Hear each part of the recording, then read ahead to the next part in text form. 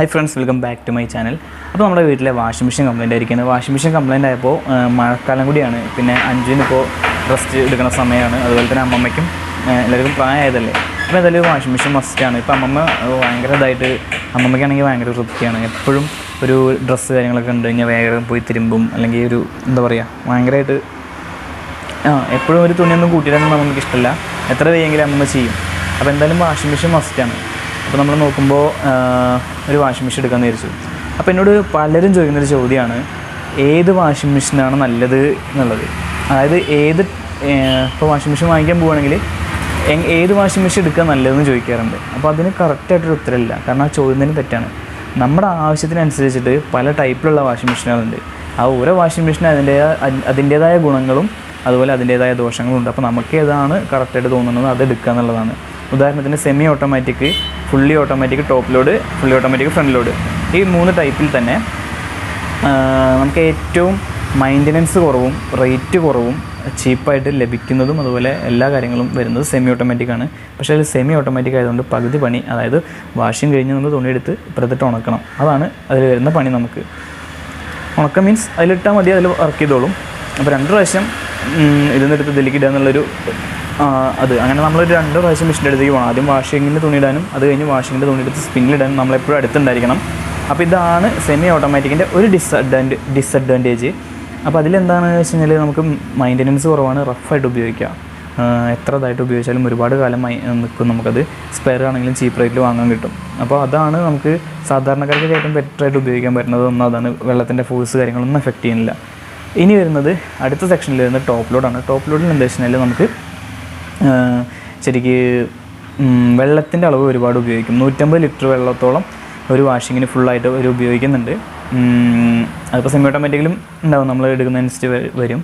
പക്ഷേ current bill front ലോഡിനെ അപേക്ഷിച്ച് കുറവായിരിക്കും. കാരണം ഫ്രണ്ട് ലോഡിനകത്ത് ഹീറ്റർ വരുന്നുണ്ട്, ടോപ്പ് ലോഡിനകത്ത് ഹീറ്റർ കാര്യങ്ങളൊന്നുമില്ല. അപ്പോൾ ഹീറ്റർ ഇല്ലാത്തതുകൊണ്ട് എന്താ വെച്ച് കഴിഞ്ഞാൽ കറണ്ട് ബില്ല് കുറച്ച് കുറവായിരിക്കും, പക്ഷേ വെള്ളത്തിൻ്റെ അളവ് കൂടുതലായിട്ട് ഉപയോഗിക്കും.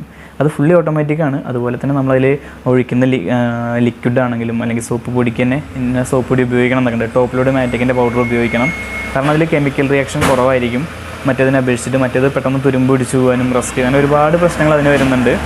അതുപോലെ തന്നെ ടോപ്പ് ലോഡിനുള്ള ഒരു കംപ്ലയിൻറ്റ് ബോർഡ് പോവുക, വെള്ളം അവിടെ നിന്നിട്ട് അല്ലെങ്കിൽ ഈർപ്പം നിന്നിട്ടൊക്കെ ബോർഡ് പോവുക, അങ്ങനെയുള്ള ഒരുപാട് കാര്യങ്ങളാണ് ടോപ്പ് ലോഡിന് വരുന്നത്. അപ്പോൾ മെയിൻ്റനൻസ് സെമി ഓട്ടോമാറ്റിക്കിനെ അപേക്ഷിച്ചിട്ട് ടോപ്പ് ലോഡിൽ കുറച്ച് കൂടുതലാണ്.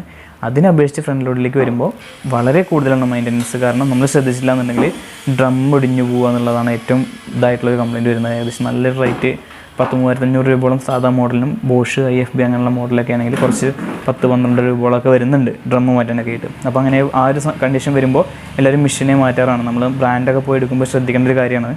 അപ്പോൾ ഫ്രണ്ട് ലോഡ് വാഷിംഗ് മെഷീനിൽ നമുക്ക് ബെനിഫിറ്റ് എന്താ വെച്ചിട്ടുണ്ടെങ്കിൽ വെള്ളത്തിൻ്റെ അളവ് വളരെ കുറച്ചേ ഉപയോഗിക്കുള്ളൂ. പിന്നെ ഹീറ്റർ ഉള്ളതുകൊണ്ട് വെള്ളത്തിൻ്റെ അളവ് കുറച്ചാണെങ്കിലും ഹോട്ട് വാഷ് ഉള്ളതുകൊണ്ട് നന്നായിട്ട് ചളിയൊക്കെ പോയിട്ടായിരിക്കും കിട്ടുക. അതിൽ അടിച്ച് കഴുകുന്നൊരു എഫക്റ്റ് ഉണ്ട്. ടോപ്പ് ലോഡിനെ അപേക്ഷിച്ചിട്ട് ഫ്രണ്ട് ലോഡിലായിരിക്കും വാഷിംഗ് ക്വാളിറ്റി ഉണ്ടാവുക, ഇതിൽ അപേക്ഷിച്ച്. പക്ഷേ തുണി ലോഡ് ചെയ്യുമ്പോൾ നമ്മൾ കുത്തി നിറച്ച് ലോഡ് ചെയ്യാൻ പറ്റില്ല, കുറേശ്ശൊക്കെ ലോഡ് ചെയ്യണം. ഏത് ടൈപ്പ് എന്നൊക്കെ ചോദിക്കുമ്പോൾ നമുക്ക് എന്താണ് ആവശ്യം എന്നൊക്കെ ചോദിച്ചു കഴിഞ്ഞാൽ വാഷിംഗ് മെഷീൻ എന്തിനാ തുണി കഴുകാൻ എന്നുള്ളൊരു ഓപ്ഷൻ അതല്ലേ പറയാം. അതല്ല എന്ന് ചോദിക്കുന്നത്. ചിലപ്പോൾ നമ്മുടെ വീട്ടിൽ വെള്ളത്തിൻ്റെ അളവ് കുറവായിരിക്കും, ഫോഴ്സ് കുറവായിരിക്കും. അതിനൊക്കെ അപേക്ഷിച്ച് നമ്മൾ എടുക്കുന്ന മെഷീനും നോക്കി വാങ്ങിക്കുക എന്നുള്ളതാണ്. അപ്പോൾ ഒരു നല്ല വീഡിയോ നോക്കി കണ്ടാൽ മതി. ഞാൻ പറഞ്ഞില്ലേ, ടോപ്പ് ലോഡിനാണെങ്കിലും ഫ്രണ്ട് ലോഡിനാണെങ്കിലും വെള്ളത്തിൻ്റെ ഫോഴ്സ് കാര്യങ്ങളൊക്കെ കുറച്ച് ഇമ്പോർട്ടൻ്റ് ആണ്. അതിനനുസരിച്ചായിരിക്കും ബാക്കി ഫങ്ഷൻസൊക്കെ വർക്ക് ചെയ്യുന്നുണ്ടാവുക. അപ്പോൾ അതൊന്ന് ശ്രദ്ധിച്ചിട്ട് ടോപ്പ് ലോഡും ഫ്രണ്ട് ലോഡും വാങ്ങിക്കുക, അതിനെക്കുറിച്ചൊന്ന് അന്വേഷിച്ചിട്ട് വാങ്ങിക്കുക. സെമി ഓട്ടോമാറ്റിക് ആണെങ്കിൽ നിങ്ങളൊന്നും നോക്കണ്ട, റഫായിട്ട് യൂസ് ചെയ്യാം. ഒരു സോപ്പ് പൊടി ഇന്നത് അങ്ങനെയൊന്നും നോക്കണ്ട, എല്ലാം നമുക്ക് റഫായിട്ട് ഉപയോഗിക്കാം. മെയിൻ്റനൻസ് കുറവാണ്, കൂടുതൽ കാലം നിലനിൽക്കും. നമ്മളെന്തായാലും സെമി ഓട്ടോമാറ്റിക്കാണ് പർച്ചേസ് ചെയ്യാൻ പോകുന്നത്. അപ്പോൾ എന്തായാലും നമുക്കിന്ന് മണ്ണാർക്കാടുള്ളൊരു കൊച്ചുകുടിയിൽ നിന്നുള്ള ഷോപ്പുണ്ട്. ഞാൻ സാംസങ്ങിലൊക്കെ വർക്ക് ചെയ്തിരുന്ന സമയത്ത് ഒരുപാട് കമ്പനി ആയിട്ടുള്ള ഷോപ്പാണ്. അപ്പോൾ എന്തായാലും നമുക്ക് അവിടെ പോയിട്ട് നമുക്ക് സെമി ഓട്ടോമാറ്റിക്കിൻ്റെ വാഷിംഗ് മെഷീൻ നോക്കാം. നോക്കിയിട്ട് നമുക്ക് പറ്റുന്ന നല്ല മോഡൽ ഉണ്ടെങ്കിൽ നമുക്ക് എന്തായാലും ഇന്ന് തന്നെ പർച്ചേസ് ചെയ്യാം. അപ്പോൾ എന്തായാലും നേരെ കൊച്ചുകുടിയിലേക്ക് പോകാം.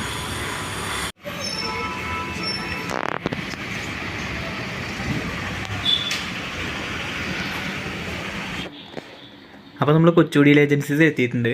ഇവിടെ നമുക്ക് ഇപ്പോൾ ഈ കാണുന്നത് നമ്മൾ ടോപ്പ് ലോഡാണ്. ടോപ്പ് ലോഡ് വെച്ച് കഴിഞ്ഞാൽ മുകളിലൂടെ തുണി ലോഡ് ചെയ്യുന്നതിനാണ് ടോപ്പ് ലോഡ് എന്ന് പറയുന്നത്. ഇതിൽ ഒരുപാട് മോഡൽസ് ഉണ്ട് ഇവിടെ. അപ്പോൾ ഈ കാണുന്നതെല്ലാം സെമി ഓട്ടോമാറ്റിക്കാണ്. സെമി ഓട്ടോമാറ്റിക്കിൻ്റെ പ്രത്യേകത അറിയാലോ, മെയിൻ്റനൻസ് കുറവാണ്, റഫായിട്ട് യൂസ് ചെയ്യാം. അപ്പോൾ ഇതിൻ്റെ ഒരുപാട് മോഡൽസ് ഇവിടെ ഉണ്ട്. അപ്പോൾ നമുക്ക് ഇഷ്ടമുള്ള മോഡൽ ഏതാச்சுം സെലക്ട് ചെയ്തെടുക്കാം. അപ്പോൾ ഞാൻ എന്തായാലും നമ്മുടെ ദിലീപേട്ടനോട് സംസാരിച്ചിട്ടുണ്ടായിരുന്നു. ദിലീപേട്ടൻ എന്ന് വെച്ച് കഴിഞ്ഞാൽ സൈഡ്സിലുള്ള പുള്ളിയാണ്. അപ്പോൾ ദിലീപേട്ടനോട് സംസാരിച്ചപ്പോൾ സെമി ഓട്ടോമാറ്റിക്കിൽ നല്ലൊരു മോഡൽ കാണിച്ചു തന്നിട്ടുണ്ടായിരുന്നു, വേർപൂളിൻ്റെ. അപ്പോൾ അത് നമ്മൾ നോക്കിയിട്ട് അതിൻ്റെ പൊട്ടിക്കാത്തൊരു പീസ് ഉണ്ട് അവിടെ, അത് സെലക്ട് ചെയ്ത് എടുക്കാൻ പോവുകയാണ്.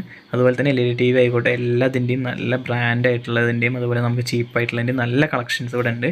എല്ലാവരും ഞാൻ ദിലീപേട്ടനോട് പറഞ്ഞു നമ്മുടെ സബ്സ്ക്രൈബേഴ്സിന് എന്തെങ്കിലും ഇത് കൊടുക്കാൻ പറഞ്ഞപ്പോൾ പുള്ളി പറഞ്ഞത് സബ്സ്ക്രൈബേഴ്സ് എന്നല്ല, നമ്മൾ ആര് തന്നാലും നമ്മൾ മാക്സിമം ഇതാക്കിയിട്ടാണ് കൊടുക്കാറ്. പിന്നെ എൻ്റെ പേര് പറയുകയാണെങ്കിൽ എന്തെങ്കിലും ചെറിയൊരു എമൗണ്ട് കൂടി ഒരു കുറച്ചിരുന്നായിരിക്കും. അപ്പോൾ എന്തായാലും ചെന്നിട്ട് സജിത്തിൻ്റെ പേര് പറഞ്ഞാൽ ചെറിയൊരു എമൗണ്ട്, വലിയൊരു ഡിസ്കൗണ്ട് ഒന്നും പ്രതീക്ഷിക്കേണ്ട, ചെറിയൊരു എമൗണ്ട് അവർ എന്തായാലും കുറച്ചിരുന്നായിരിക്കും. ടെക്നീഷ്യൻ സജിത്ത് പറഞ്ഞിട്ടാണ് വരുന്നത് പറഞ്ഞാൽ മതി. പിന്നെ മാത്രമല്ല നമ്മുടെ സ്റ്റാൻഡിൻ്റെ ഓപ്പോസിറ്റ് ആയതുകൊണ്ട് തന്നെ നമുക്ക് പെട്ടെന്ന് വന്ന് എത്താനും അതുപോലെ തന്നെ പാർക്കിംഗ് ആണെങ്കിലും ഒക്കെ സൗകര്യമുള്ള സ്ഥലമാണ്.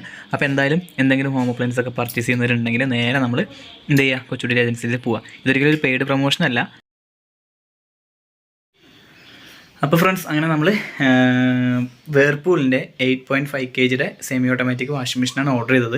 അപ്പോൾ അവർ ഇന്നലെ ഡെലിവറി ചെയ്യാമെന്ന് പറഞ്ഞിട്ടുണ്ട്. ഇപ്പോൾ കുറച്ച് സമയമായി ഞാൻ വീട്ടിലെത്തിയിട്ട് എന്തായാലും ഇതുവരെ ഡെലിവറി ചെയ്തിട്ടില്ല.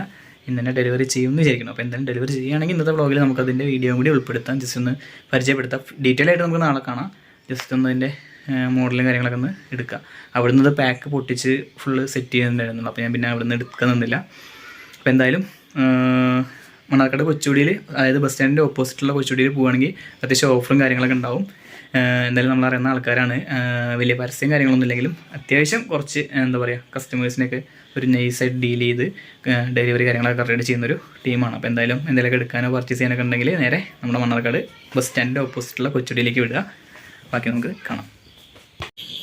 അപ്പോൾ നമ്മുടെ മെഷീൻ എന്തായാലും ഡെലിവറി ചെയ്തിട്ടുണ്ട്. അപ്പോൾ എന്തായാലും അൺബോക്സിങ് നമുക്ക് നാളെ ചെയ്യാം.